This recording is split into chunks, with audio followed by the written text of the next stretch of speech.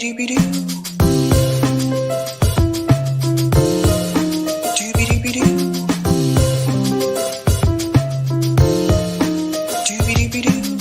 your host, sabrinasalvati.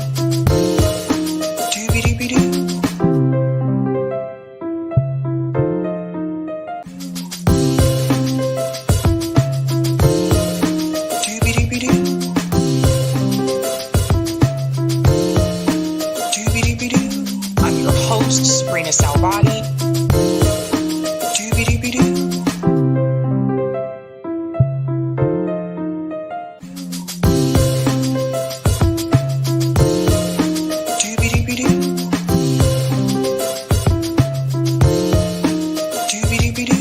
I'm your host, sabrinasalvati. All right. Welcome to Sabs podcast. I'm your host, Sabrina Salvati. I have Scott here with me tonight. He is a healthcare activist with Red Berets. Scott, welcome back. Thank you so much for having me on again. You know I love you. I love your show. Oh, my God. I'm smiling because I was watching the preview, and I'm watching all the amazing allies that we've all worked with so much on the preview. And it's just like, God, I love these people.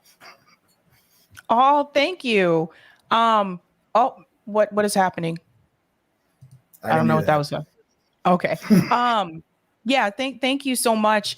So a lot of people may not be aware, but when I started the show, I started off interviewing progressive candidates and activists, and it was actually Laura from Red Berets, Washington. She was the first activist that came on. So she was the one that kind of woke me up to everything that they were trying to accomplish in Washington State. She told me about that documentary that Kenny was working on at that time. So we'll get into that a little bit tonight. But I want to start off with this action that's happening this Sunday, because this is really important for people to see. I know a lot of the people that watch this show are in the New York area. So I want to share the flyer here. For people who are not aware, there is an event happening this Sunday in New York. Now, this is April 9th. It's Easter Sunday. It's Fidelis Care Executive Office. That's 9525 Queens Boulevard from noon to 2 p.m. And Scott is here to talk a little bit about that. So, Scott, if you can take it away from here. Yes, actually, that's an old flyer. That's an interesting story, too, behind that, because my wife and I had actually traveled 3 hours down to New York City to just like survey the spot, because we didn't want to show up and find out something like we did, which is last year they moved. We showed up, and there was still some etched glass inside the building that had the Fidelis Care logo, but apparently they sold the building, and their new address, let me get the new flyer up. That's the one I just shared on our tweet too. Is at 95-01 63rd Drive, but still in Rego Park. It's only a couple blocks away from there, like New York City blocks, that is. But okay, yeah. So let me go ahead. That flyer, the new flyer is on your tweet that we just had out, and it's also got a bunch of new endorsement logos on there too, which I'm very proud of. I don't know if you can see the endorsement banner behind me. I saved room for one more because I'm pretty sure I could find one more endorser. But anyway, let me turn around and face the camera again. Sorry. So that's okay. Anyway, let me share the reason we're having this action. Oh, just so people can see the new address. Yeah, so 9501 63rd Drive, Rego Park, New York City, from noon to 12 p.m. And the goal is to pass this New York Health Act, which I'm sure, as you know, Roger Meadows has talked about this many times. Yes. And people really need to understand like how important something like this can be. From what I understand, there is support for the New York Health Act. Yes. Last year, we actually had the majority support in both the Senate and the Assembly for the first time. And rumor has it that two of the co-sponsors of the bill went to Andrea Cousins and said, do not call this for a vote, which is why we didn't get it passed last year. So my point is we need to keep the pressure on all of the legislators, not just the ones that are saying, I'm not for universal health care, but the ones that claim they are. They need to know we're watching them. They need to know that we hear them, because they can't just be platitudes saying healthcare is a human right. And by the way, here's some insurance that denies that right for money. Right. That's right. That's right. That's well said, because I think people need to understand. It's really interesting to me because, like I said, when we talked about this a couple months ago, there was support for it. And this is something that will happen. It's happened here in Massachusetts as well. The legislators will say, don't vote on it, even if there is the support for it, right? So you have to put that pressure on someone like Andrea Cousins and other New York politicians there as well, especially, like Scott said, the ones who are for Medicare for all and did run on it. They should be pushing this as well. 100%. And the reason I chose Easter Sunday is, and this is very difficult for me, and I knew it was going to be, just like I did last year, the same date. Easter Sunday wasn't our target, but April 9th was. That is the same date that we lost Danny. So it will be his 4-year anniversary in front of the ones that were responsible for denying him his medication. Right. And the action is called Fidelis Care. The company that sold Danny his insurance policy was Fidelis Care. Fidelis, is many knows, is Latin for faithful. And it was founded by a Father Patrick Frawley, an ordained priest of the Brooklyn Catholic Diocese. Father Patrick Frawley then sold Fidelis Care to Centene for $3.8 billion, still wearing his collar as a priest. Now, I'm always been a straight shooter, and I don't want to be, a hypocrite, and I will be straightforward. I'm not a religious person, but I was raised as a Southern Baptist, and we were taught that Jesus healed the sick, right? And this is a priest out there wearing a collar, selling health insurance to the poorest among us on Medicaid, and profiting by denying them that health care that they need to live. That's right. Mean, how more hypocrite? Wow, this is disgusting. And now, after selling Fidelis Care to Centene, he got the position of VP, get this title, Social Responsibilities, and gets paid $4.9 million a year to deny the poorest the Medicaid for the health care they need to live. The New York Health Act is a single-payer universal health care bill that is based on a progressive tax. Most people that would be making less than $150,000 are going to be paying less in their tax than they would be in premiums, copays, deductibles, so forth and so on.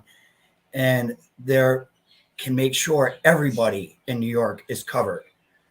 They save money and they get covered. Unless they make more than $150,000 a year, then yes, their taxes will probably be more than they were paying in their premiums that they lost, because you won't be paying those premiums, and that's why you'd be saving money. But I think those that make more than $150,000 a year can pay, I don't know what the amount is, but whatever, it's not huge, to make sure every single person has the health care they need. So what I was going was the action is called Fidelis Care. That's Latin for faithful lack of care. Right.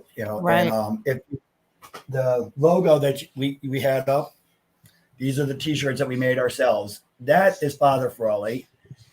That skeleton hand, you might recognize that artwork. That was Danny's final payment. That's my artwork that I drew, and it closely resembles the Fidelis Care logo.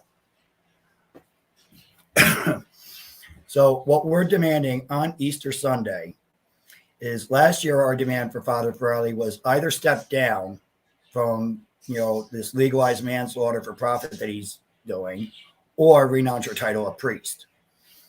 This year on Easter Sunday, we are not giving him the luxury to deny his teachings. If he wants to wear that collar for every photo shoot, pretending he's taking care of the poor and making sure they have their health care, then he steps down and he joins our fight for real health care and support the New York Health Act, support Whole Washington, support CalCare, support Mass Care, support every single payer bill out there, just like the Red Berets do. Because we are not going to win this fight just screaming for national care when we have politicians like Kamala Harris, who shared Danny's story like a commercial for the ones who murdered him, for Joe Biden, who said he would veto Medicare for all. We're not getting it that way by screaming at these people because they're not listening to us. We're not going to stop screaming at them. No, hell no, they're not off the hook that easy. But we attack them from every single angle possible because sure as hell the insurance companies are doing that to us. Right. I hear you. I want to talk a little bit about the New York Health Act here for people who are not aware. So the New York Health Act, more people need to talk about this. If you guys know people that are especially live in New York, ping them. You should reach out to shows like Majority Report. They're in New York and ask them to talk about the New York Health Act. More people need to know about this. So it says healthcare for every New Yorker. And I want to mention this point here. We applaud Governor Hochul's recognition of the ways in which New York health system has failed our state communities of color and her commitment to achieving greater health equity. While recognition of the problem is an important step towards addressing it, the governor's State of the State address puts forth modest approaches when deep systemic change is needed to create the strongest possible system that guarantees high quality, equitable care for all, regardless of race, gender, employment, or citizenship status. And it goes on to talk about the pandemic, et cetera. And it says that the state legislator leader Stuart Cousins, Speaker Heastie, and Governor Hochul must pass universal health care in 2022. This was the ask last year, by prioritizing passing coverage for all, passing the end medical debt package of bills, passing the New York Health Act. And it says we must pass the New York Health for systemic and sustainable transformation of health care. As you know, as Scott just told you, for people wondering, oh, I don't want to pay more taxes, that would only affect people who make over more than $150,000 a year. So you need to push back on that talking point. And another thing I want to show you as well is here about New York Health. Again, it says guaranteed health care for all New Yorkers, comprehensive coverage, all residents or full-time workers in the state, regardless of immigration status, will be covered for primary, preventative, and specialty care, hospitalization, mental health, substance use treatment, reproductive health, dental, vision, hearing, long-term care, prescription drugs, medical supplies. Benefits will be more comprehensive than existing commercial health plans, and all care related to the pandemic as well. Freedom to choose. Patients will choose their nurses and doctors. Fair funding. This plan will be funded through a graduated tax on income based on the ability to pay, like a sliding scale that will be cheaper for at least 90% of New Yorkers. Equality of care. It is well documented that there are different standards of care based on the kind of insurance that you have. With the New York Health Act, everyone will be treated equally and covered with the same high quality plan, decreased administrative costs, and also reduced costs of drugs and devices. Direct negotiation with pharmaceutical companies and medical device makers will bring prices down by as much as 40%. So, Eric, can you put the link to this in the chat so that people can refer back to this site, because this is important for people to really understand. Yes, we do need single payer for everybody in this country. We do need a Medicare for all. The problem is that nothing is happening on the national level in reference to the politicians that we have in DC. And in the meantime, there needs to be other efforts that are pushed on the local level. In fact, this is something that even Ro Khanna attests to as well. You have to have the fight on the local level and on the national level in order to really push those politicians in DC to make something happen here. So I want to get into this piece here about people who work in New York but don't live in New York, because from what I understand, even people that may live in New Jersey but they work in New York, they would also qualify under the New York Health Act, correct? Correct, because of the fact that it's based on an income tax for New Yorkers. So if they're working in New Yorkers, then they have to pay the taxes for New York. So therefore, they have to be able to get the benefits that they're paying those taxes for. Taxation without representation, right? And furthermore, our biggest sticking point prior to us getting the majority support was we were getting a lot of pushback from unions.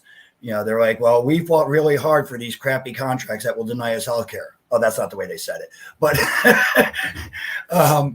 they really wanted, you know, the leaders were pushing back, because the leaders, you know, it wasn't the members. You know, we explained to the leaders why it would be good for the members, but the leaders really have their, you know, boots on their members' throats with their, you know, universal or with their insurance. So what they just devised was they came up with a stipulation where if you are a union member, when you decide to move to Florida, when you retire, you can take the New York Health Act with you. So that should solve the problem with the unions. But, I you hope know, everyone again, heard I that. still think. Yeah, I hope everyone heard that, because I know a lot of you in New York and in Massachusetts as well, a lot of you like to move to Florida. So I hope you understand, like, that's a big win if this is passed. Like, even for people who are at that age where maybe they're not at the retirement age just yet where they can qualify for Medicare, but they're at that age where, like, maybe they retired from the military. You can retire from the military after 20 years. Maybe they've done that and they want to move to a place like Florida now. So now it's like you can still take this healthcare act with you when you move to Florida. So I think that's a big plus. So we're talking about people that may live in New Jersey, people that may live in Connecticut, right?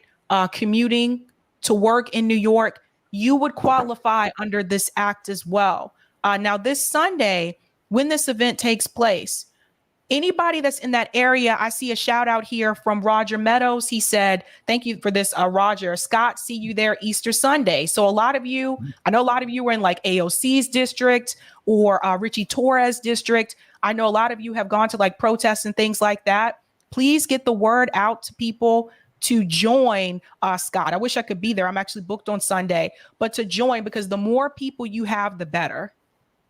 Totally agree. Thank you so much. And the other thing I want to say is 3 of the members of the cast of Healing Us, myself being one of those, are going to be speaking at this event. We have got 2 of the Red Berets, one in Washington and one in California. Actually, 2 in Washington and 1 from California are flying in to support this action. So, yeah, we have supporters of CalCare and we have supporters of whole Washington supporting the New York Health Act. This is the unity we need. You know, because again, not just the fact that, you know, the healthcare part of it, but on the financial aspect, if we get the New York Health Act passed, that is one state out of the 36 states that Centene has a foothold in that they lose. So 1/36 of their profits round, you know, medium, but they're going to not take that hit, are they? They're going to raise their premiums and they're going to dump more money to fight back. That's going to make these other states look worse, and they're going to get their universal health care pass. And that's what we need to do. We've got to hit them in their wallet, and we got to make sure people understand the difference between healthcare and health insurance. Because again, right, it was pitched to Nixon as being a Ponzi scheme, and every single administration knew it's a Ponzi scheme. They know that these insurance companies profit by denying, not supplying care, and they all say healthcare is a human right. Here's your contract. That's right. People need to understand too, when I worked in healthcare, I actually worked in the billing department. And oftentimes I would see like these claims come through and the insurance companies would deny based on the diagnosis. So these were people that had insurance, FYI, not people who were not insured. But depending on the diagnosis, let's say it was for something like dementia. That was a big one. Blue Cross Blue Shield liked to deny dementia claims. So they would deny it based on the medical code, and we would have to fight back and forth with the insurance companies to get them to pay what they're supposed to pay so that these patients don't have to pay for the services out of pocket. So it's not even just enough to have insurance. What you really need is a single payer healthcare system that is going to cover these medical codes that some of these insurance companies likely deny, right? Now, there is a documentary that is coming out, and I remember when Kenny announced that he was working on this. I have a trailer here. It's called Healing Us, excuse me. And I want to go ahead and play this because I think that this is phenomenal. You're going to see a couple of familiar faces, by the way, in this documentary. So it says Healing Us 2023 movie, publishing our official teaser for Healing Us about the universal healthcare as a human right and American policy. So I want to go ahead and play this trailer here. We are governed in American healthcare by the for-profit interests. In a typical year in modern America, approximately 68,000 people will die due to lack of adequate health care. Health insurance companies are in the business to make money, and they will do whatever they can to avoid paying claims. The fallout is they would rather make a sale than take care of a patient. If me and Danny lived in Canada, if me and Danny lived in Mexico, me and Danny would still be living in Canada or Mexico. They're not just numbers, they're people. They're ripped from us because of our greedy healthcare system that puts profits before people. This is a profit-driven business. They can be sued if they are not acting in the best interest of their shareholders, not in the best interest of the patients. So the problem is greed. The Democrats and the Republicans are both in the pockets of Big Pharma and the insurance lobby. We're at a real tipping point. The people in this country know the system is broken. It's time for change. Yes, and that is narrated by Susan Sarandon, who's also been a big healthcare advocate in reference to Medicare for All. I mean, we need all voices on this front. And I do feel like, and I don't know if you feel this way, Scott, but I do feel like since Bernie's 2020 campaign, I feel like some people are not pushing this as much as they used to. And that's unfortunate. I don't think this should be attached to a campaign, but I do think those politicians that did run on Medicare for All, they need to be pressured to support something like the New York Health Act, because Bernie Sanders said recently, like, we're not going to get Medicare for all, national Medicare for all anytime soon because we don't have the votes, right? So those politicians, what I would say to people is to contact those people, especially if you're in their district, if you're in AOC's district, if you're in Richie Torres' district, to contact those people and get them to support at least some of these local actions. But the idea of all of these organizations working together, so the New York Health Act, CalCare, MassCare, whole Washington, that is the way to go, bringing all of these state actions together and make some more noise about this, I think. Yeah, because I'll tell you, Sabby, you know darn well, if you guys got something over there in Massachusetts, I'm just hopping the border, right? I mean, if I can fly over to collect signatures for Washington, I can definitely cross the border and, to grab signatures over in Massachusetts. And, I know not everybody is as devoted as I am. I didn't get this devoted until I lost my kid. I'm hoping people can get involved before they have my incentive. Hoping I could win so they don't have my incentive.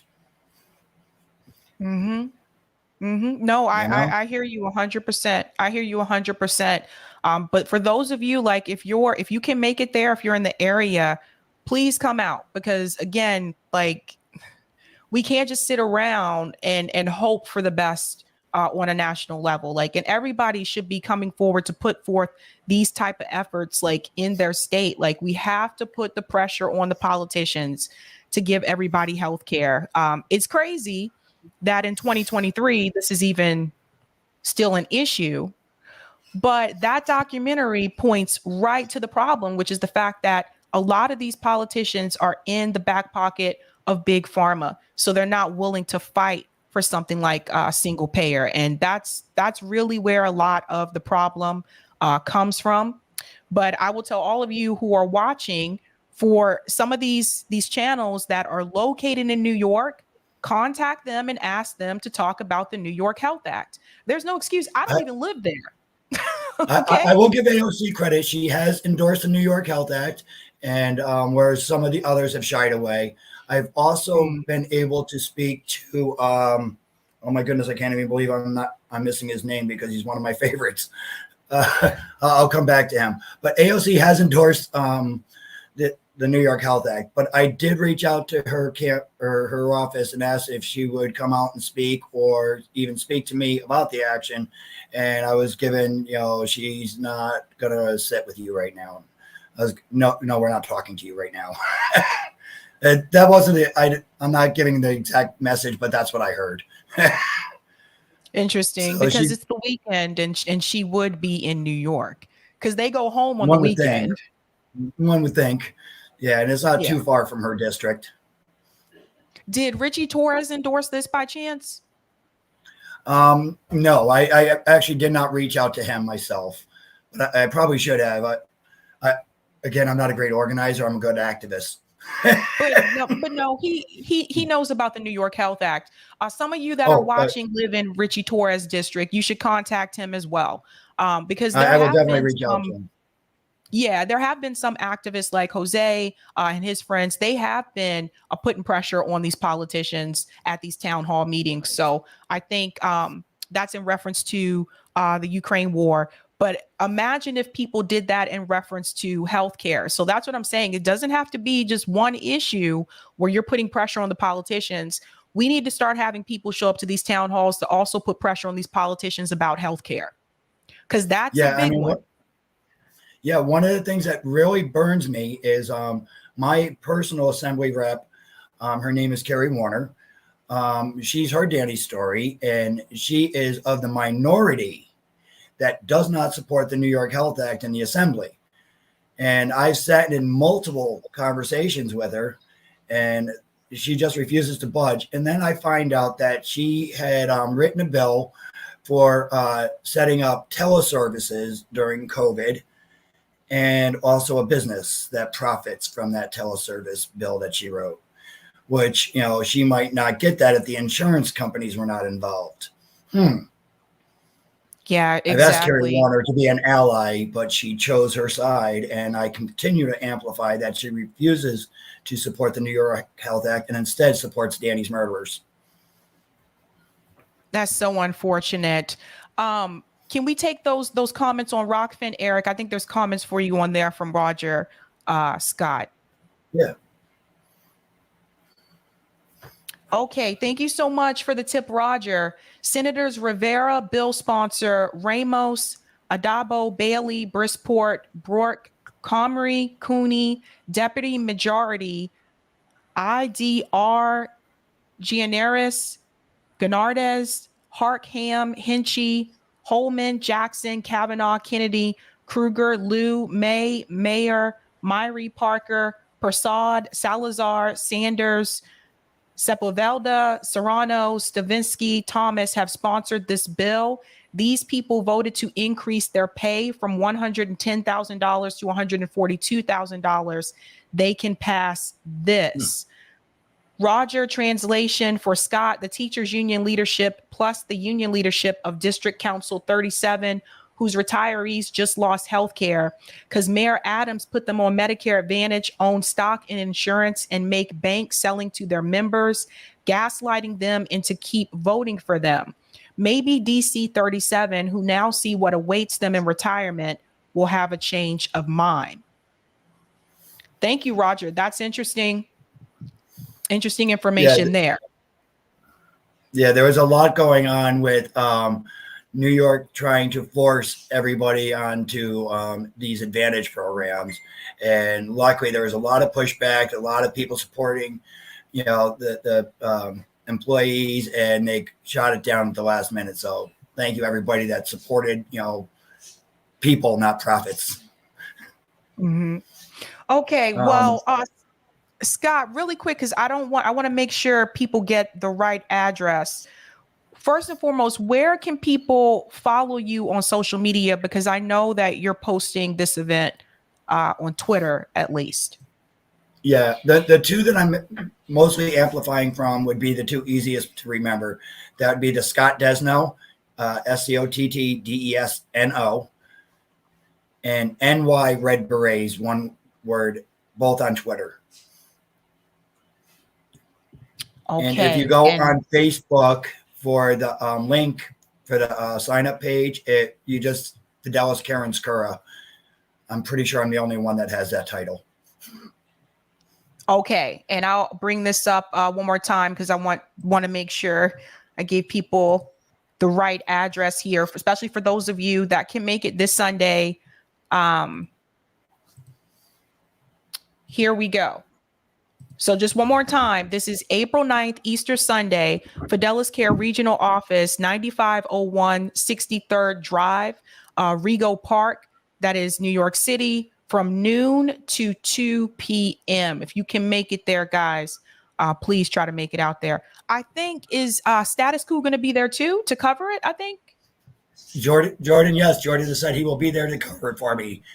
Love Jordan. He's been amazing and an amazing ally right from the very start. Actually, I think he was one of the first people that reached out to me for a podcast. Just really proud. I wanted to show this. I'm sure you've seen my flag a million times. This here, the staff, this is Danny's staff that you always see in all the videos. It carries the New York Health Act flag when I'm not going on an airplane. For some reason, they won't let me carry a post staff on the airport. But this will be with us.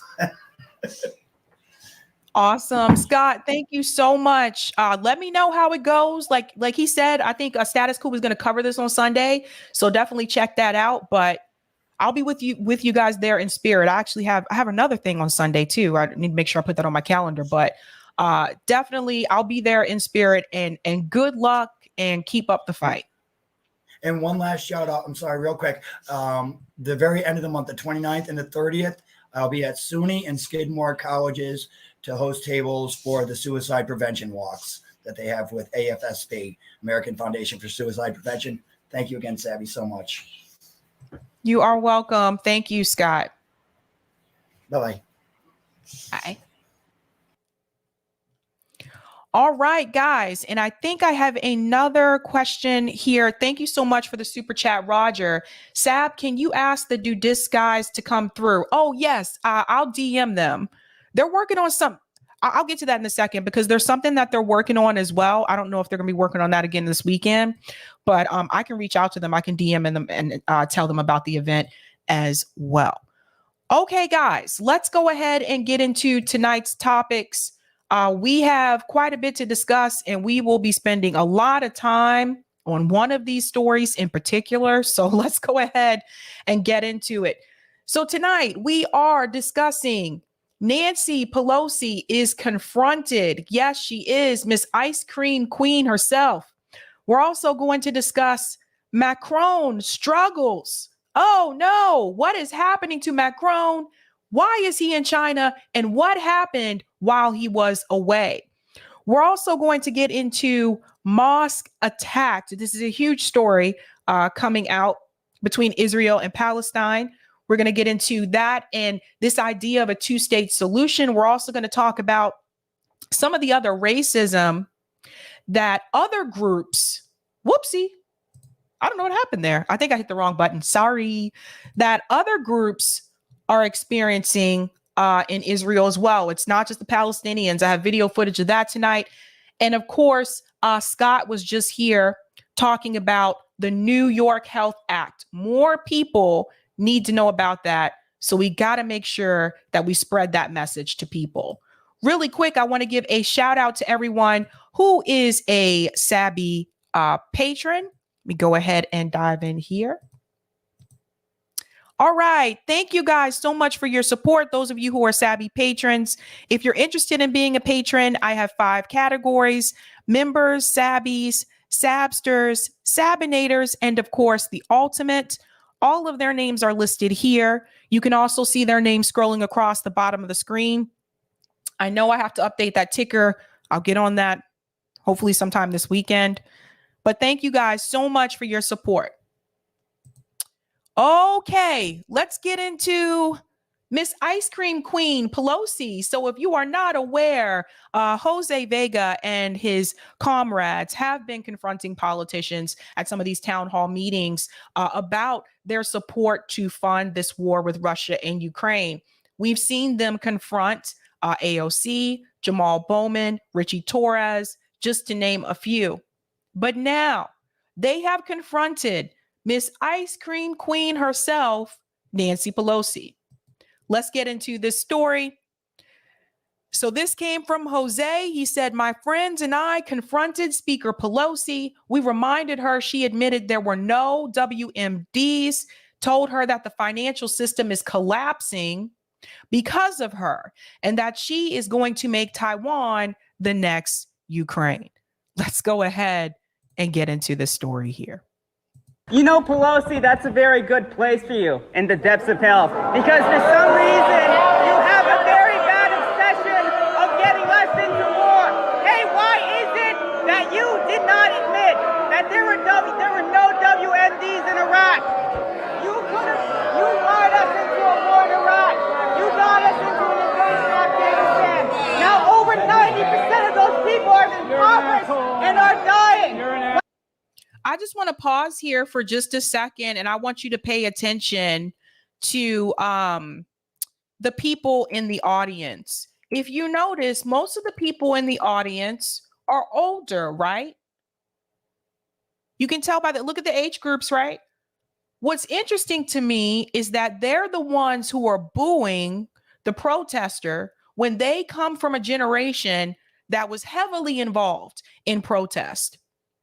It is the younger people showing up to these events that are willing to push back on these narratives that are coming from these politicians, that are willing to challenge the narrative, that are willing to do the research to see if what they are being told about this conflict with Russia and Ukraine is correct.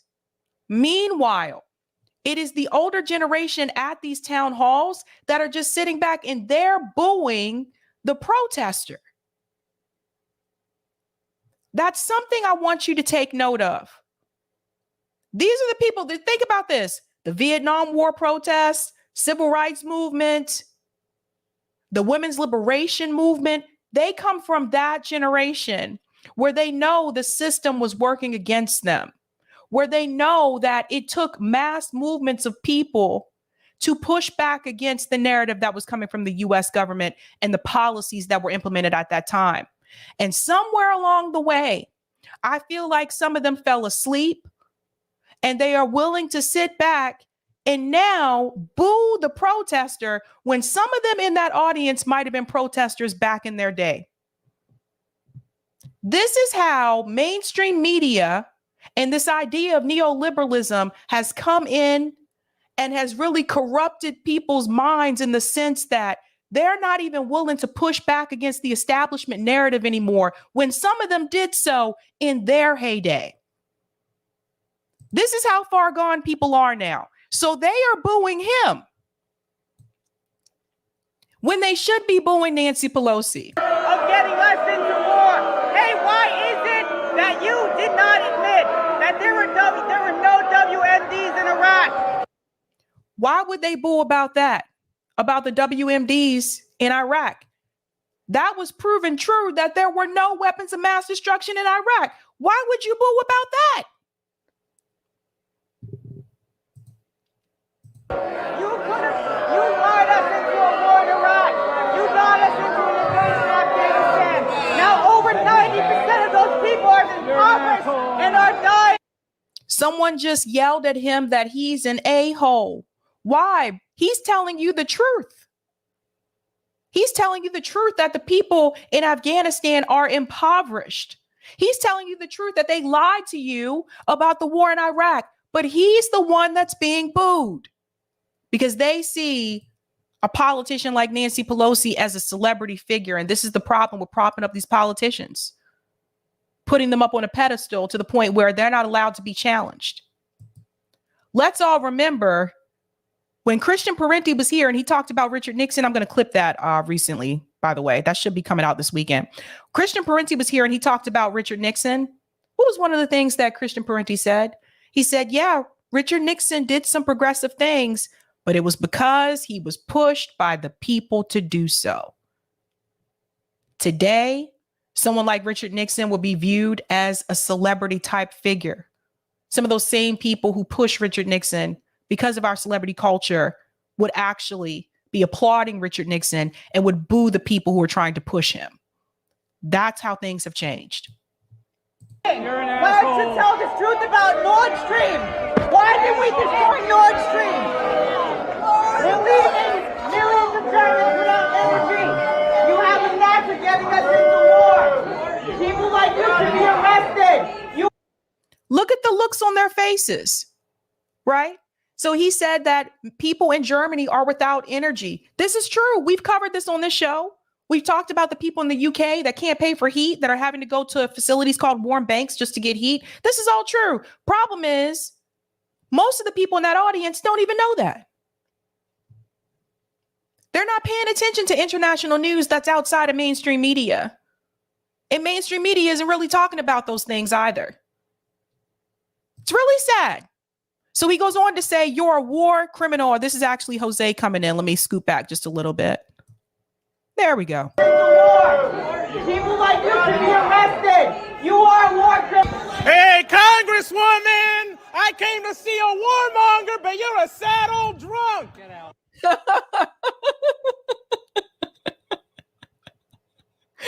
That was funny. That's really funny. What happened? When you went to Taiwan, were you looking for Ukraine? Did we blow up the Nord Stream on accident or on purpose? Did you know? Now, here comes Captain Save, a politician, and he's yelling at Jose and telling him to sit down. Okay. Not willing to question or think about anything that these guys are saying. Let me stand up and fight for Miss Nancy Pelosi. Let me stand up and fight for this politician, these politicians that care so little for you.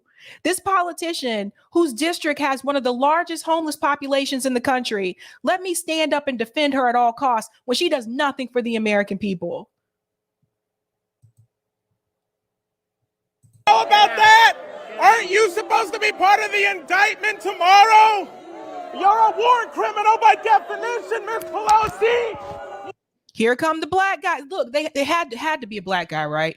Here come the black guys like, go get him, go get him. Go get him. I don't know who this gentleman is that's trying to take Jose away. You should be backing Jose. You got some nerve. Is that why you're here in Manhattan? Is that why you're here? Because you're getting indicted tomorrow, you goddamn war criminal? How many people have died in your fucking name? How many people have died because of Iraq? All of you for... Here's this woman here whose face you can't see pointing her finger up and you be quiet. You shut up. Mob mentality. Mob mentality. Sometimes the one person that is removed is the most sane person in that room, the most sane person in the crowd. But the crowd, they're all sheep for the most part. They can't think for themselves. They won't do their own research. They believe what Don Lemon says. They believe what Rachel Maddow says. They think these people are actually journalists. That's how far gone things are right now. That is how far gone it is. These are our elders. These are our elders. Some of the same people who sat up there and fought during the Vietnam protests and said, no, this isn't right. They're killing kids over there. Now these people don't even want to question any type of war that the U.S. government pushes or sells on the American people, as if they have forgotten what has happened before. Just like that. They went from being protesters. They went from being activists to being sheep. Forgot about Iraq. Get out of here. Iran, Libya, Syria. Dodd-Frank was always never going to work if we don't deal with the $600 trillion in derivatives. This kind of reminds me, this gentleman here, like I told you, of course it had to be a black guy, right? This reminds me when Simone Sanders jumped across that stage to save Joe Biden from the protester that was coming to knock Joe Biden the fuck out. And Simone Sanders was not a bodyguard. She did all that for Joe Biden, and he wouldn't even make her his press secretary. Now you just look like a fool jumping across the stage to save someone who doesn't even want to give you the job. But that's him. Let me protect Nancy Pelosi at all cost. Gonna work. If we don't deal with the 600 trillion in derivatives, then there's no chance for this economy. Don't you see it all fail? So he's complaining about the economy. But again, like I told you, most of the people in the audience, they're not really affected by the economy the way that we are. A lot of these people, when we talk about like our parents' generation or the silent generation, some of these people have 2 homes. When I used to wait tables, they would come in and talk about, oh, we're just here in South Carolina visiting. This is our second home. Second home. Most of you can't even afford to get a first home. When it comes to the economy, a lot of these people are set. They didn't have to struggle the way that we did. This inflation isn't costing them the way it's costing us, right? They didn't have to take out as many student loans. Some of them didn't have to take out student loans at all because they were able to work a part-time job and pay for their tuition. You can't do that today. So they're not affected. None of it hurts. None of it hurts. We need the Democrats to excuse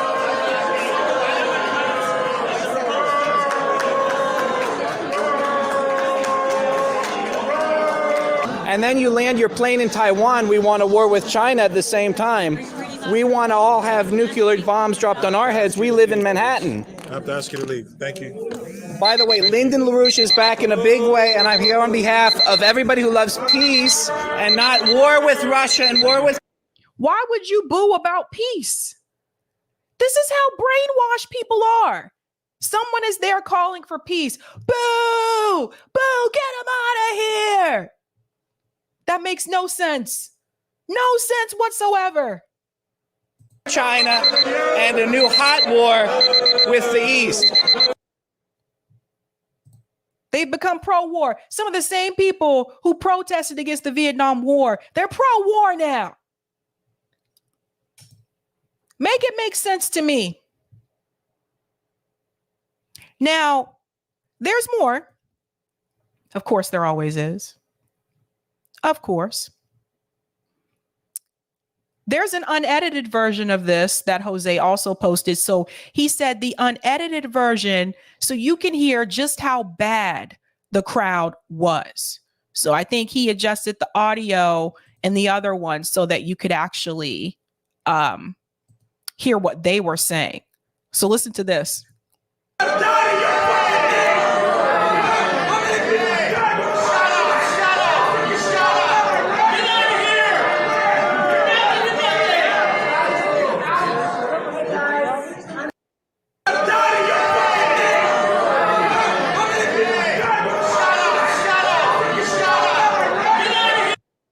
See how they talking to him?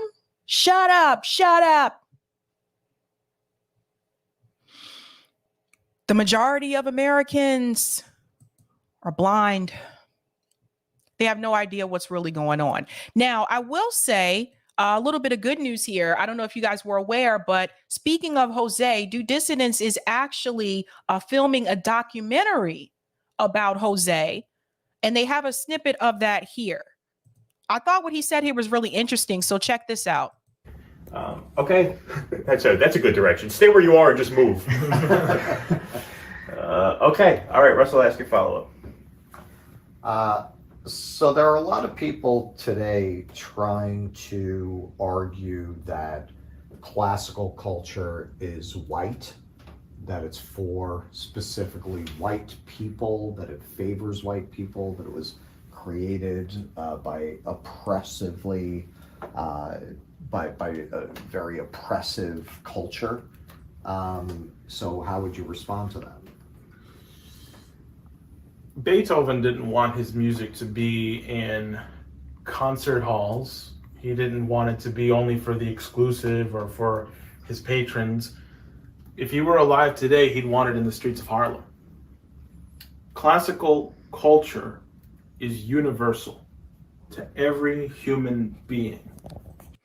This is very true. I studied Beethoven. I was in band when I was in school. So I studied Beethoven when I lived in Germany. Obviously, Beethoven's really big there. But that is very true. Beethoven was not one of those musicians who wanted his music to be in like a concert hall or wanted it to be like this music that was for like this bougie upper crust class. That is what it became, but that is not what he wanted it to be. And I think he brings up a good point here about classical music. Some people do see this as only something that is for like a certain class of people to listen to or a certain race of people to listen to. I still remember when I was in band, you know, when you're in band, you have to learn how to play everything. So we played classical music, we played jazz songs, all of that stuff. We studied the Harlem Renaissance, all of that, because the music was really a part of that age. So it was interesting to me that one of the things our band teacher had us do was to listen to different types of music, classical, jazz, all of those things. And I remember running into a gentleman one time, and I remember my CD fell out of my book bag, and it was one of the classical compilations that our band teacher had told us to listen to. And he was shocked, and he handed it back to me and said, "You listen to this?" And I said, "Yeah." And he's like, "Oh, I wouldn't expect you to listen to that." And I remember thinking to myself, like, why? Is classical music only for a certain type of people? Plus, I was in the band. Those of us that are in band, like, you kind of listen to everything, right? But that's a good point that Jose made there, because I think people need to understand that music is music, and it shouldn't really matter, you know, what race you are, what class you are when it comes to that. Shakespeare understood that. Beethoven understood that. Francisco Goya understood that. All classical culture, if people just decided to dive into it and really understand it and study it, they would see the jokes that they would find in Miguel de Cervantes' Don Quixote are funny today as they were funny 500 years ago. You know, you can go see a Shakespeare play and you will be shook to your core, or you will be laughing, or you'll be crying, just as people were almost 500 years ago. I mean, or you could listen to Beethoven's Ninth, you know, the Ode to Joy, the Ande Freude, and you'll be in tears, and you'll be just as moved as people were when it first premiered, you know, back in the early 1800s. This is for everyone, and the people making it knew it was for everyone. So that's awesome. So they're working on that documentary there of Jose. I can't wait to see the finished product in reference to that. But I think that, you know, Jose is one of those people. It's not just him, but some of his friends as well. Like, they are not willing to sit back and just let things remain the same in this country when it comes to the way the politicians have been handling things in this country. And I really look towards like the Gen Z generation, because I've noticed this as well. Like, they don't give a fuck. Like, they do not care. They're just like, whatever. We are not putting up with it. And I think we need more of that energy back in this country. Thank you for the super chat, Vegan. The irony. Yeah. You're talking to in reference to the Vietnam protests. JB says, I like classical music. A lot of new video game music is classical now.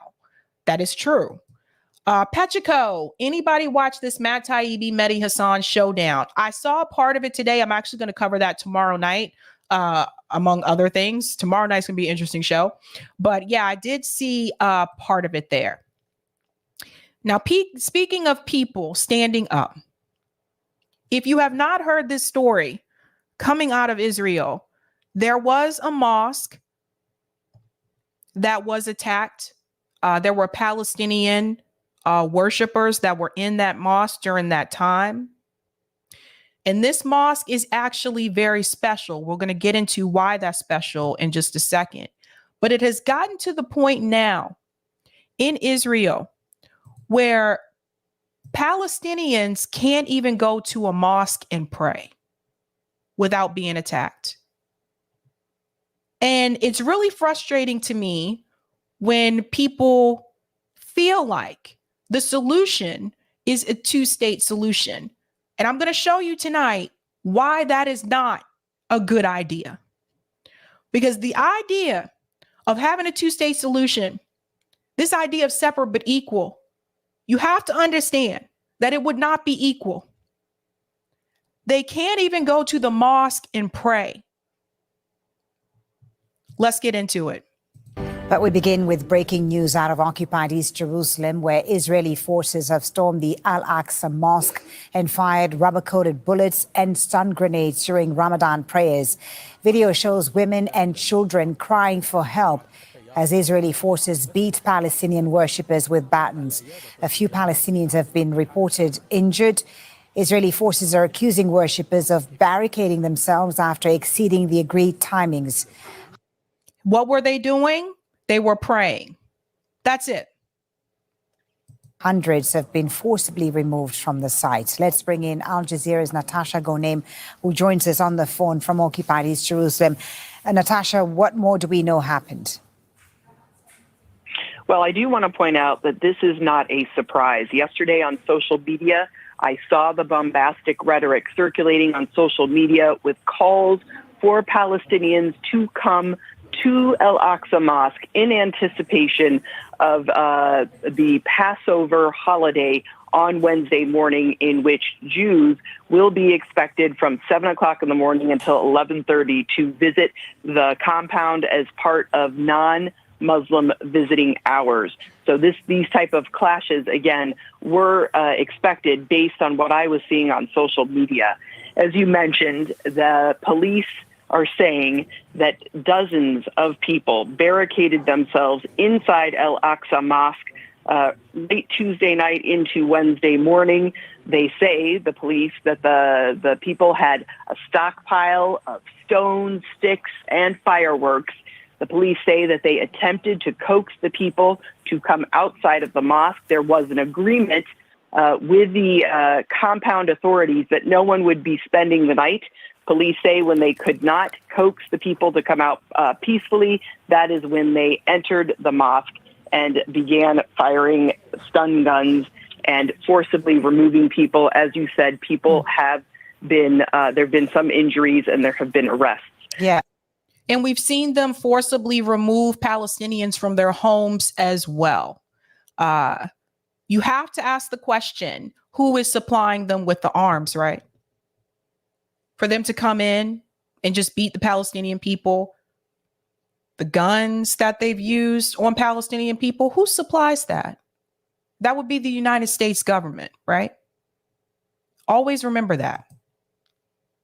The Jordanian Foreign Ministry is condemning this attack. The Jordanians are the custodians of this holy site.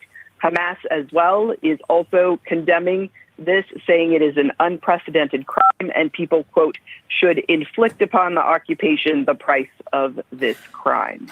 The images we've seen are quite shocking. Some of them, at least, are still pictures that we've seen of worshippers in handcuffs lying on the ground. And again, stun grenades being fired as people prayed. Natasha, remind us of the significance of this site of Al-Aqsa and why it's such a flashpoint of tensions between Palestinians and Israelis. So you have to understand too, notice that they mentioned that they also had grenades. So it wasn't just like, they didn't just come in there and beat them. They came in there to blow things up. Well, we should also remind our viewers that these types of images and these types of clashes are not new. It's an ongoing cycle of violence, especially at a time like this. So this year, as last year, Ramadan, Passover, and Easter are all overlapping. So that's increased the desire for the people who follow the three monotheistic religions to enter the compound. In this case, we're talking about Jews, particularly, and Muslims. And how do the clashes really begin? It's an issue of access and restrictions. Palestinians have already been restricted to access the mosque during Ramadan. If you're 55 years old or younger and you're a man, you're going to need a permit to enter. So this is how difficult they've made it for them, to the point where they need permits to enter the mosque at a certain time. This is how strict things are now. This is how strict it has become. People need to wake up. And now, of course, people are being told that during this period of Ramadan, they would not be permitted to spend the night inside the mosque. On Wednesday morning, beginning at 7 o'clock local and until 11:30, Jews will be expected in larger numbers than usual to come into the compound in honor of Passover holiday. They will not be allowed to pray. That is a red line. They never enter the mosque, but they do roam around the compound. And this is obviously always a very tense situation. The Palestinians feel very strongly about it because the type of Jews that enter for visiting hours for non-Muslims tend to be very conservative nationalists. Okay, Natasha, thank you very much for that update. Let's show you the scene now in Nablus in the occupied. Just a reminder, this is under Netanyahu. West Bank, where, as you can see, people have taken to the streets to protest there after the storming of the Al-Aqsa Mosque earlier by Israeli forces, who fired rubber-coated bullets and stun grenades during Ramadan prayers. People taking to the streets to protest this latest action by Israeli forces. We'll keep a close eye on the situation there and bring you the latest as and when we. And the United States government continues to support it. Show me how they're not. Show me how they're not. They're aiding them. I don't see them aiding the Palestinians. Do you? Now, I want to explain to you the significance of that particular mosque. It says, row after Israeli police raid. I don't know why part of this is cut off, but oh well. Where is Al-Aqsa Mosque? And why is it so important in Islam? So this piece is important for people to understand. Make this a little, their font is a little on the tiny side. There we go. Oh, I guess I do have to keep it that way. Okay. The Al-Aqsa lies at the heart of Jerusalem's old city on a hill known to Jews as Har Habat, or Temple Mount, to Muslims internationally, or as Al-Haram Al-Sharif, or the Noble Sanctuary. So let me go down to this part right here. Muslims regard the site as the third holiest in Islam, after Mecca and Medina. Al-Aqsa is the name given to the whole compound and is home to two Muslim holy places, the Dome of the Rock and the Al-Aqsa Mosque, also known as the Qibli Mosque, which was built in the 8th century AD. This piece right here is important as well. The compound overlooks the Western Wall, a sacred place of prayer for Jews, for whom the Temple Mount is their most sacred site. Jews believe biblical King Solomon built the first temple there 3,000 years ago. A second temple was raised by the Romans in AD 70. Israel captured the site in the 1967 Middle East War and annexed it with the rest of East Jerusalem and adjoining parts of the West Bank in a move not recognized internationally. Now, I want to get into this piece here about the two-state solution, because this is something that you will hear more people say, that what would solve this is the two-state solution. So I want to play this video clip here that shows you why that is not necessarily the best solution. And people have to really understand that what you're talking about here is a form of what I like to call a separate but equal. And we've seen before in this country how separate but equal does not work, because yes, you can be separate, but the facilities and the treatment will not be equal. We've seen this happen before. Let's get into this clip. A two-state solution is exactly what it says. It would redraw the existing borders and create an Israeli state and a Palestinian state side by side. The roots of it lie in a UN resolution back in 1974. Among other things, it affirmed the Palestinians' right to self-determination without external interference. Over the years, there have been efforts to try to reach that two-state solution. The US has been at the heart of the negotiations. The Oslo Accords, for example, in 1993. The Camp David summit in the year 2000, which ended without an agreement. And that's because there are some big challenges. So you see, that was Bill Clinton there. This goes all the way back to Bill Clinton, right? Where would you draw the border between the two sides? What would you do about the illegal settlements Israel's been building on the West Bank? And what happens to the Palestinian refugees? Let's look at the border, because this is the good question when people say two-state solution. The question that he's asking is, where exactly would you put the border? So here we go. Here's the map. Where would you draw the border? And where would you draw the border so that it will be equal? It's not going to be equal land. There's no way. Two sides. What would you do about the illegal settlements Israel's been building on the West Bank? And what happens to the Palestinian refugees? And Jerusalem. Both sides claim all or part of the city as their capital.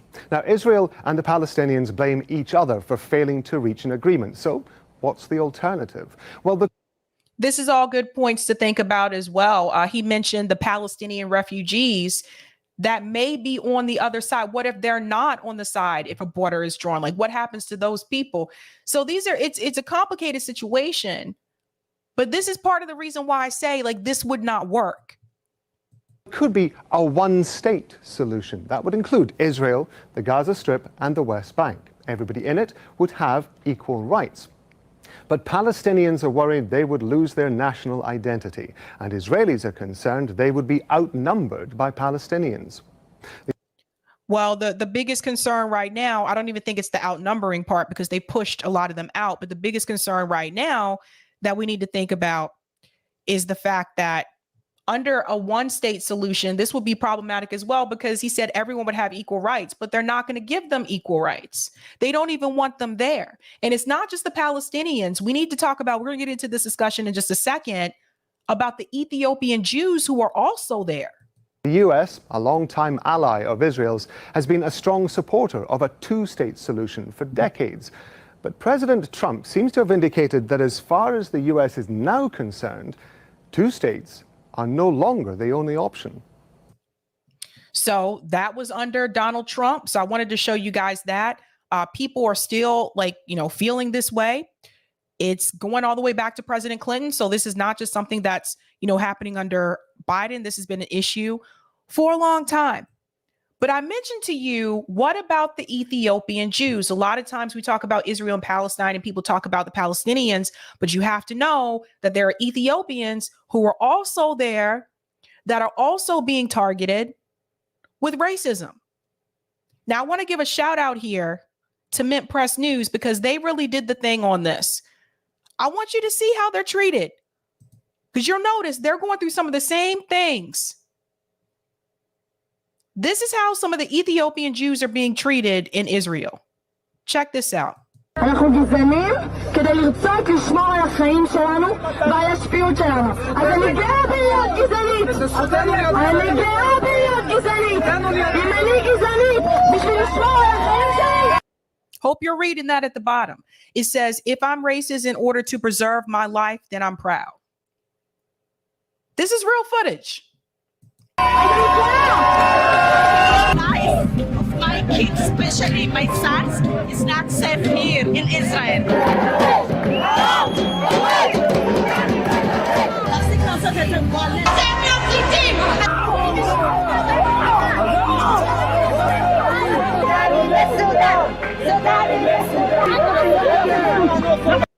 You see this?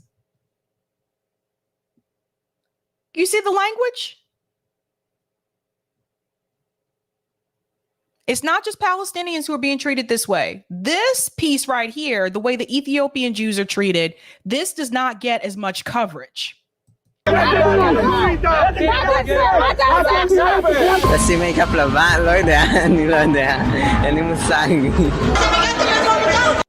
So they were asking him, what should they do? What does an Ethiopian Israeli have to do to avoid being subjected to police brutality?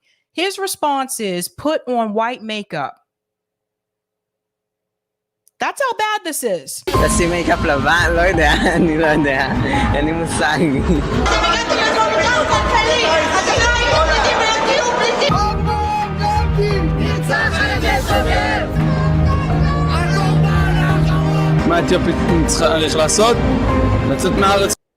What an Ethiopian needs to do, he says, leave our country.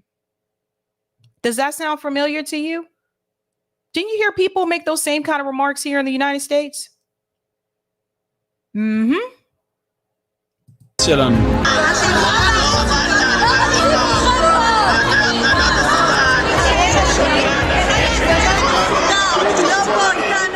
כאשר שוטר פוגש חשוד, מטבע הדברים, המוח שלו חושד בו יותר מאשר הוא היה חושד בו. Police brutality, same issues we're dealing with here in the United States. He said that when a police officer sees an Ethiopian Jew, it is right to suspect him more than anyone else. Same problems that we have here, those of us who are African American with the police, same issue. הוא היה מישהו אחר. זה טבעי.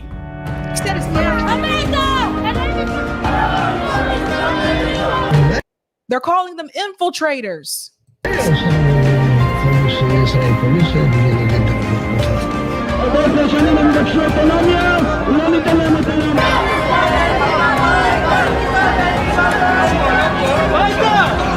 אחרי שראש ממשלת ישראל מר בנימין נתניהו הבטיח לנו שוב ושוב שהוא יפתור את בעיית המסתננים.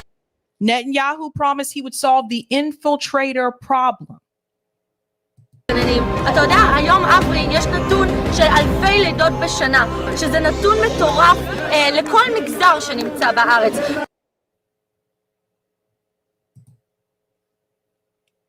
How many of you saw that before tonight? How many of you saw this? That's Mint Press News, by the way. A lot of people aren't talking about that. A lot of people are not talking about that. But I want to show you this idea of Ethiopians calling for some type of acceptance in Israel. This goes back years, you guys. I have a clip here. Now, this is from CNN. This was 7 years ago. Ethiopian Jews struggle for acceptance in Israel. Decades of frustration boiled over on the streets of Tel Aviv and across Israel as thousands of Ethiopian Jews protested against discrimination. It wasn't the first time this community has taken to the streets, but now they have the country's attention following a viral video showing 2 Israeli police officers beating an Ethiopian Israeli soldier in uniform. Both officers were fired. But this video was a tipping point, a symptom of a much bigger problem. Ethiopians say they're treated like second-class citizens. Those young people who were born in Israel and they feel Israelis, but still they are in many points, people see them as Ethiopians. Mehereta Baruch Ron is the deputy mayor of Tel Aviv, an Ethiopian Jew who came to Israel when she was 10 years old, escaping Ethiopia on foot before she... Not to mention, some of them may have been born there. So you see, she's lived there since she was 10 years old. She could fly to Israel. The Ethiopian Jews dreamed for 2,000 years to get to Jerusalem.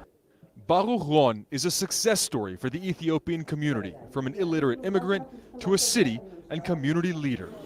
Many of the 140,000 Ethiopian Jews living in Israel today came over in 2 massive airlifts in the late 80s and early 90s. The Ethiopians were welcomed with open arms, but the dream gave way to new challenges. See, in the beginning, they were welcoming them. See, things change. The government set up these absorption centers throughout Israel to help Ethiopians get used to a new country. The trouble is, too often, Ethiopians say they struggle to find acceptance. Unemployment in the Ethiopian community is 13%, nearly 3 times the national average, and Ethiopians earn 1/3 less than Israelis. According to Vega, an Ethiopian advocacy group, less than 2% of Israelis are Ethiopians, but Ethiopians make up nearly 20% of the youth prison populations. Ethiopians have been protesting discrimination for years. Similar to African Americans here in the United States, we're only 13% of the overall population, but we make up majority of the prison population.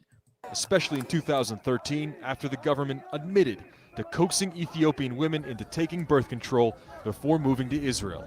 But this time, the protests made a difference. The Prime Minister promised to end racism in Israel, while the Chief of Police is working to end police discrimination. That was 7 years ago. See, this is why we need to do flashbacks. That was 7 years ago. They said Netanyahu promised to end the racism and discrimination in Israel. How's that working out now? He's more extreme now than he was back then. So that didn't happen. Admitted there is a problem. There is police violence against the Ethiopian community. And that by itself, I think, is a good starting point. Community leaders say these changes are a major step in the right direction, but they say they have to work fast while they still have the country's attention. Oren Lieberman, CNN, Jerusalem. So I wanted to show you that so that you can see that this has been an ongoing issue for quite some time. You may hear about it more now, but this has been a problem for a while and it has become worse. Eric, I'm ready for those next tabs whenever you are. And I say this because of this. Here's something you have to understand. When we talk about this idea of a two-state solution, and I compare it to separate but equal, I want to explain to you why I say it that way. In this country, at one point in time, we had separate but equal, so to speak. There was a case called Plessy versus Ferguson, which established that ground. Years later, there was another case called Brown versus Board of Education, which actually proved that Plessy versus Ferguson was not working in this country in reference to separate versus equal, because what lawyers like Thurgood Marshall, he wasn't just a Supreme Court justice. He was one of the lawyers that was on the Brown versus Board of Education case. There were 3 lawyers. He was able to prove that even though these institutions between white people and black people were indeed separate, they were not equal. The school systems weren't equal. The healthcare facilities weren't equal. The transportation systems weren't equal. He was able to prove that, and he was able to prove that it actually caused psychological harm on black kids. They did this by showing this baby doll test. If you have not seen the movie where that talks about this, Sidney Poitier actually plays Thurgood Marshall. You should watch that movie, and it explains all of this. The problem that you are going to run into with a two-state solution is that, yes, they may be separate, but they won't be equal. We have to understand the reality of that. How will they be equal when they have already, when the Israeli government has already occupied so many spaces? How is that going to be equal? It won't be. The Palestinians are the minority. They're not going to be treated equally the same way that the Israelis are. So when people come to me and they tell me this, yes, two-state solution is the, no, it's not. Those people are not going to be equal. And we need to call that out for what it really is. And this was the thing that I think, Nick was trying to explain to Marianne as well. No, we had this discussion with the Palestinian Network, and they made this very clear to us that the two-state solution is not the answer. Not the answer. So I think we all need to refer back to a separate but equal policy that we once had in this country as evidence that this idea does not work out in real time. It does not work. Because the people who are in the minority are always going to get less than the people who are in the majority.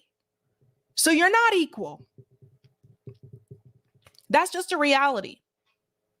Now, I don't have all the answers, but I know one damn thing. I think the United States government needs to stop giving money and weapons to the Israeli government at this point in time. I just showed you what they just did. They came after the people in the mosque. The people can't even go in and pray. And we really think they're going to be equal. I don't think so. I'm going to go to some of the comments, and then we're going to go to the France story, which is where we're going to spend most of our time, because that is a lot to talk about there. Right. That's right, James. AKA apartheid. 100%. 100%. The Jamin says Palestine is sovereign. It's just crazy. It's crazy. Like, when I make sure you share this with people, because when I tell people about what's happening to people over there, it's not just the Palestinians. Make sure when you explain that to people, make sure you tell them what's happening to the Ethiopian Jews there as well. That's right, Sebastian, free Palestine. All right, we're going to move on to this France story. So I don't know if everyone is aware of this, but President Macron actually went to China to meet with Xi Jinping during a time when his country is kind of crazy right now. During a time when France is actually burning. We're going to get into that story as well.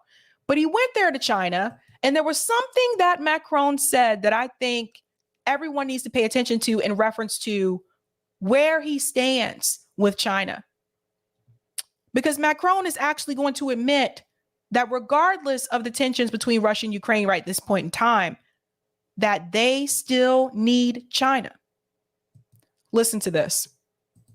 You're live with BBC News. Let's take you to China now, because the French President Emmanuel Macron and the head of the European Commission, Ursula von der Leyen, are on a 3-day trip there in hopes of resetting relations.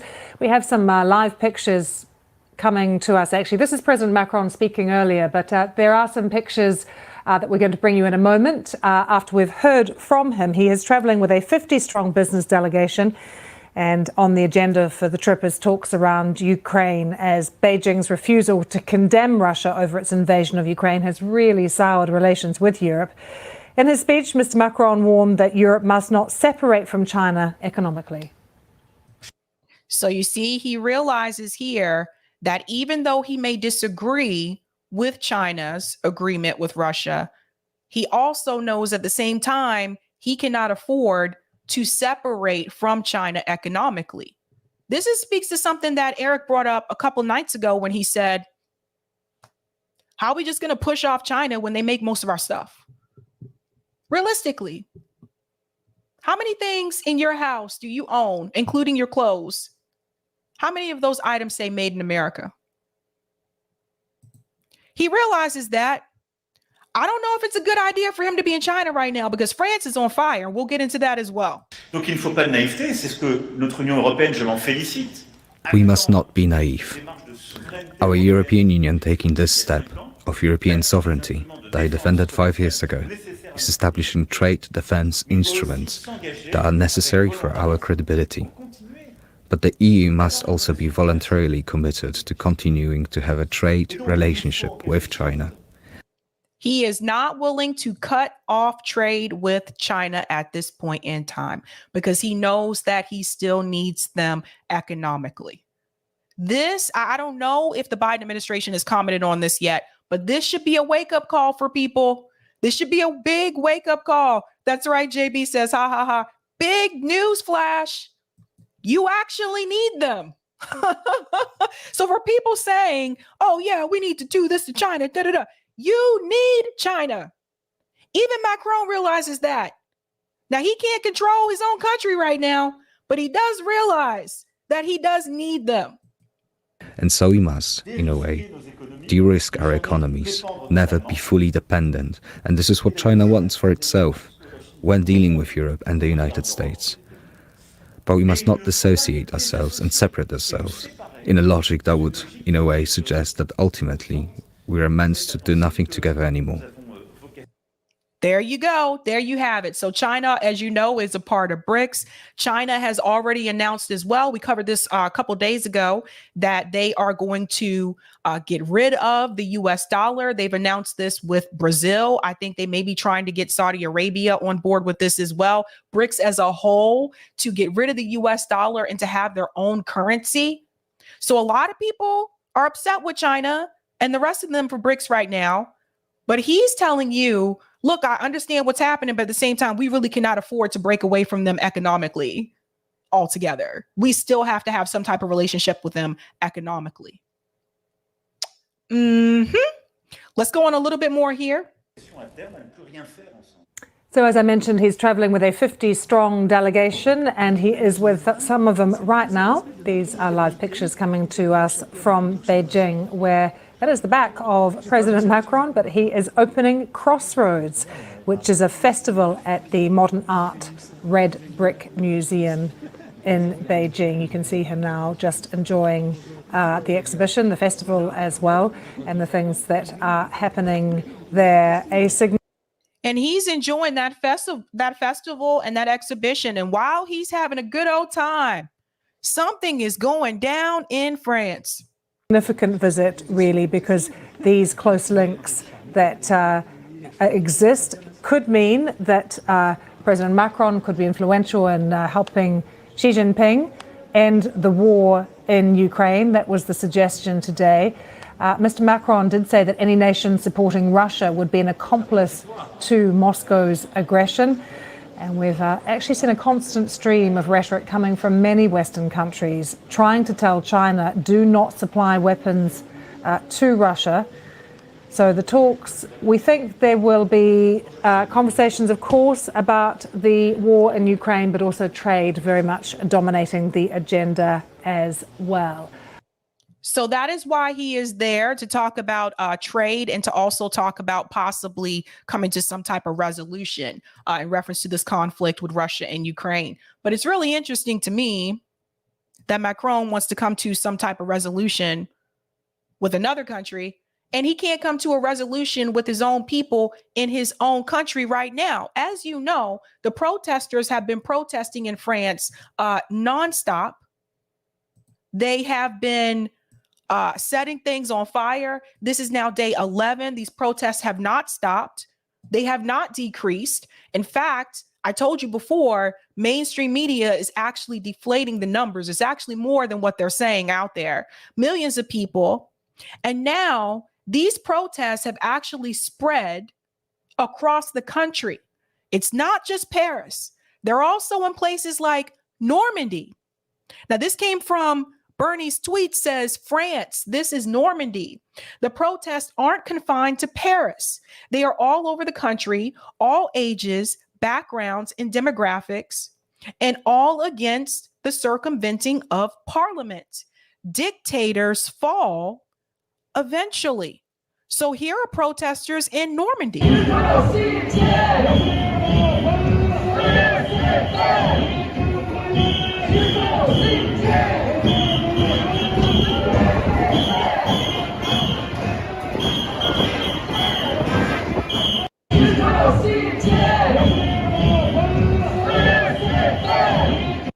So there they are in Normandy. Now, mainstream media, again, like I said, they're not really focusing on this as much. They're trying to not, I think, because, again, they don't want the American people to start getting ideas. But it's getting to the point now where certain things are happening where they have no choice to avoid it anymore, like this. When I talked about general strike, I said before, you need to shut down the ports. You need to get the port workers, the truckers, and the railroad workers all together in the U.S. Boom, that's your general strike because you shut down transportation. They understand that in France. They have now shut down the ports. So you'll see here, it says, meanwhile, in France, the port workers are refusing to work, leaving over 50 tankers stranded off the coast. LNG gas imports included. No word from Macron. He thinks he can win this. He can't. And here's a video here where you can see these tanks are stranded. I want to share this. And you'll see as they're driving by, let me pull out, come back in. Sometimes, like I said, these Twitter videos can be a doozy. But you'll see, look at this. So they're showing you, they're stranded. You see them out in the ocean?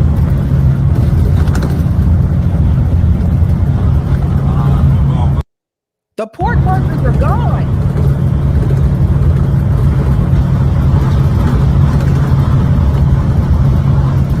Yeah.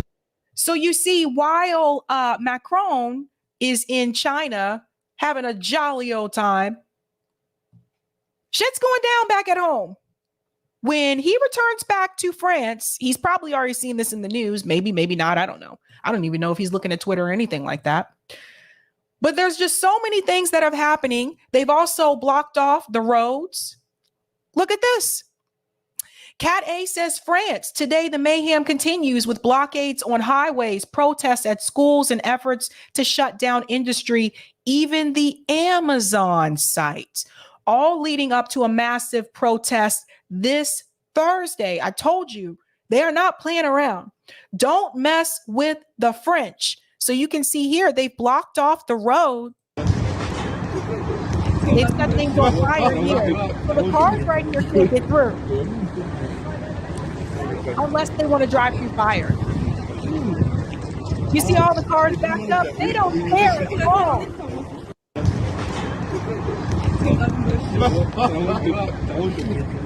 And they made it so that, you know how during the George Floyd protests, there were protesters that had blocked off the roads with their bodies. And then there was actually one video of a car trying to drive through the protesters. So in France, what they did is they said, you know what?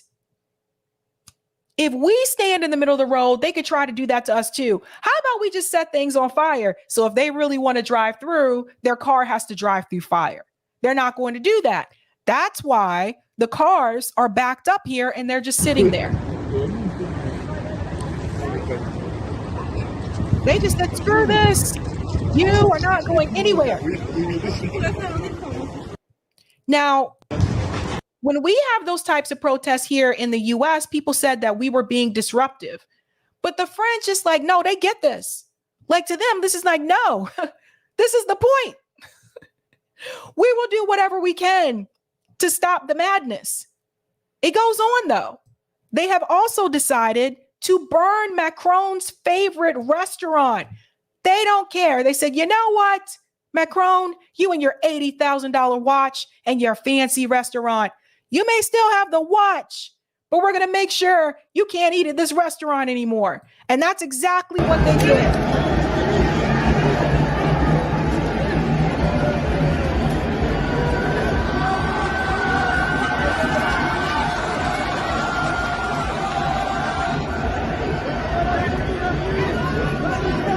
There's someone up there, I think, trying to throw water on it. Let's see.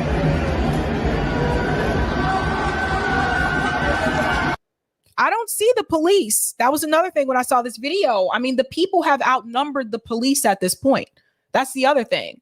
Some police officers, I have to find the video, but there was one video where there were some police officers that said, screw it, and joined the protesters. Because, I mean, again, it's like I said, there's more of them than there are of the police. So they are greater in number. Yeah, there's someone up here. This person right here, I think they have a bucket of water. I guess they're trying to put water on it to get the fire out. I don't know if a bucket that size is necessarily going to work. So that's another thing that has happened. Like, if I were Macron, I would not feel comfortable returning to France at this point in time. It might be best for him to just stay in China. But the biggest protest act of all happened today. And that was the protesters in France decided to go right to the source of the problems, not Macron's place, but the financial source. And this is what I've said before. We can come after the politicians with attacks all we want to. We can tweet at them. We can call them. But at the end of the day, they're controlled by corporations. They're controlled by the corporate money and greed. The French know that. And that's exactly who they decided to go after. Listen to this. Striking workers storm BlackRock's Paris office to protest the corporate giant's role in privatizing worker pensions. Jerome Schmidt, a union spokesperson, said, "The meaning of this action is quite simple. We went to the headquarters of BlackRock to tell them the money of workers for our pensions, they are taking it." You see, they get it. BlackRock manages over 10 trillion in assets, including massive pension plans. I cannot make this up. They know who the main problem is. They went right to the source of the problem.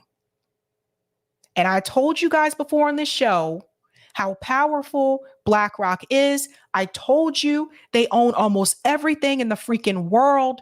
And the French knew that. And they knew who was going to get control over this pension money. And that's where they went to. And they said, screw it. We are not going to be under your thumb anymore, BlackRock.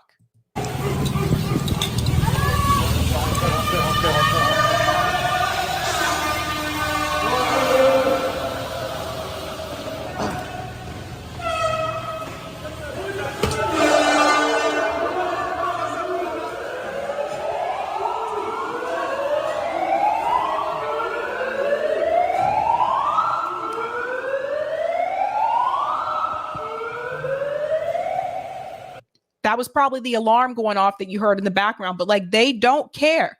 Do you see what I mean? They do not care. Now, this is over the pension reform and what mainstream media is leaving out, that some of these protests are also protests against NATO as well. Look at the way our government has treated people in this country. And people don't even want to do a peaceful protest for the most part. The French have 2 years added onto their retirement in reference to pension reform, and they go rogue and say, we are burning this motherfucker down. They do not care. And the way that certain groups and people have been treated in this country, it is still surprising to me. It is appalling to me that people still actually believe that the politicians are going to save you. And Glenn Greenwald was 100% correct about this when he said, you have to have completely lost faith in the political system. That's how you get the numbers out in the streets like people in France have. They are pissed at Macron, and they decided to take matters into their own hands.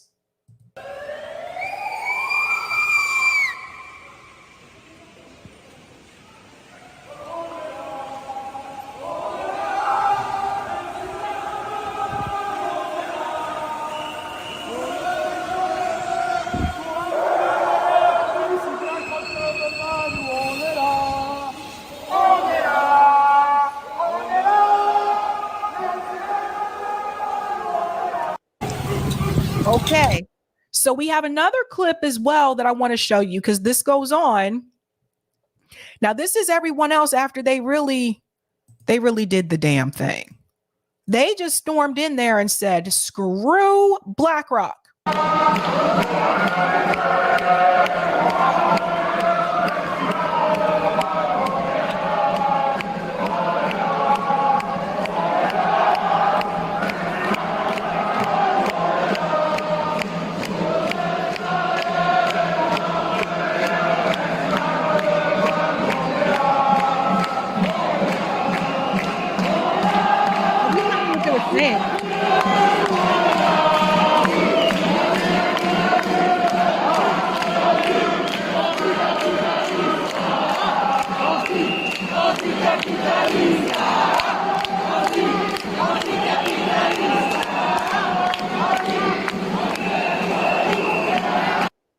You gotta, I don't know what else to say, but you gotta love it.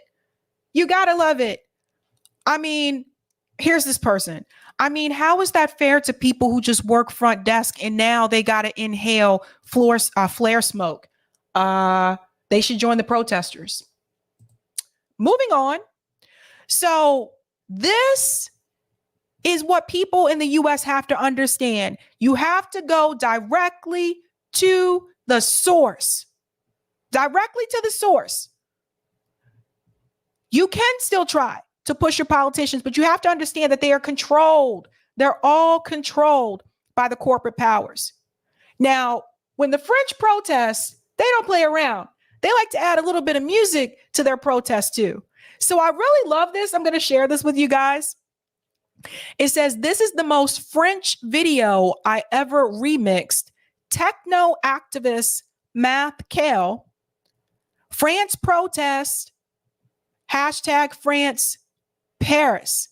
I think you guys are going to like this.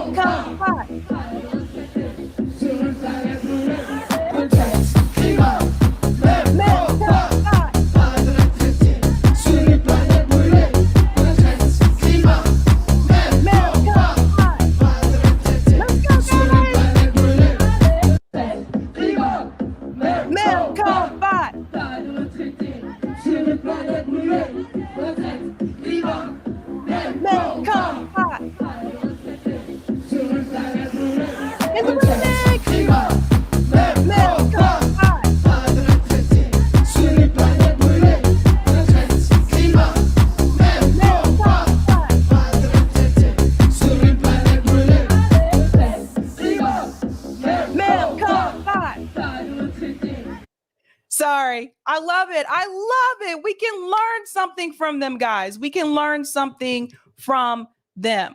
So Macron is in China. They've stormed BlackRock. Like, I don't know. It probably wasn't a good time for him to leave the country. But the people there are not giving up. They are showing him that they are the ones that really have the power when they all come together because they are greater in number.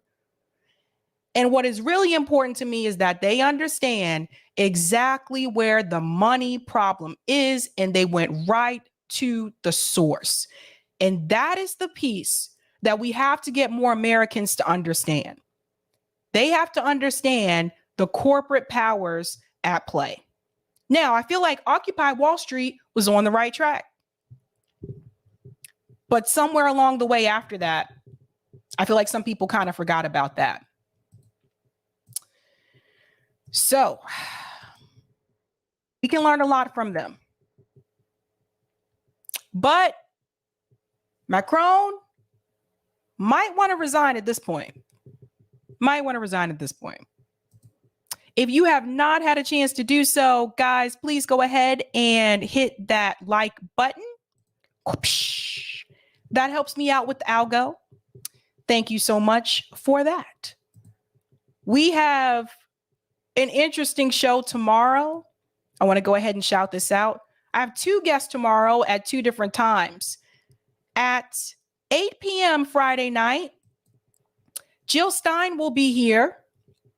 So Jill will be here. Let me put this on the ticker so people don't get confused. Jill will be here at 8 p.m. ET Friday. So she'll be back. So that's one of the guests. We're going to talk about the anti-war movement. We're going to talk about this agreement with Xi Jinping and Russia. So we're going to talk about that as well. So I'm happy to have Jill on board. And then I have another guest that's coming on tomorrow night at 9 p.m. Why didn't this save? Oh, hold on. At 9 p.m. tomorrow night. And that person is Nico House. So Nico will be here tomorrow at 9 p.m. And Nico was going to talk about the DNC fraud lawsuit. We're going to really break that down, especially now that there are two people who are primary challenging Joe Biden. Now, tomorrow on RBN, I am going to cover Robert F. Kennedy's recent announcement that he is going to be primary challenging Joe Biden as well. So I'm going to cover that tomorrow on RBN before my show tomorrow night. And that's important because when we talk about the DNC fraud lawsuit tomorrow night, we have to go all the way back to 2016 with Bernie Sanders. Nico's going to break all that down. And then we need to think about how that is going to relate to the people who are trying to primary against Joe Biden right now. You have to understand what they actually did. And by they, I mean the Democratic Party. So we're going to talk about that. And then I have one news story that I'm going to cover, and that is this conversation that Matt Taibbi had with Mehdi Hassan. So I'm going to talk about that tomorrow night as well. We're not going to do call-in tonight. We will do call-in tomorrow night. I think you'd rather do it tomorrow anyway, just considering what we're going to be discussing tomorrow. But yeah, and again, if you haven't done so, don't forget to hit the likes. Don't forget that. But yes, tomorrow night, first will be Jill Stein, and then will be Nico House. So should be a pretty interesting, informative show. That is for sure. Don't forget, if you're in New York, please try to make it to the New York Health Act protest that's happening that Sunday that Scott came on to talk about. I know Roger Meadows said he will be there. So the more people they have, the better. But other than that, guys, I got to go. I have to head out. Adios. You know what? I'm going to roll out with this song. We're going to roll out with this song. Let me see if it'll let me do it. We're going to exit with this. All right, guys, have a good night. Keep up the fight. Let's do it, guys. Woo!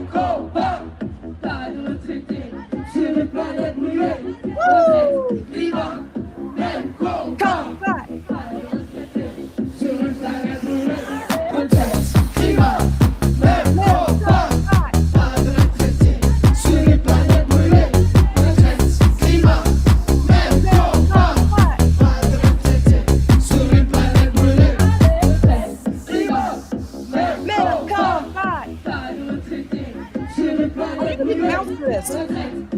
Wait a minute, let me get it. I gotta get it right. Here we go.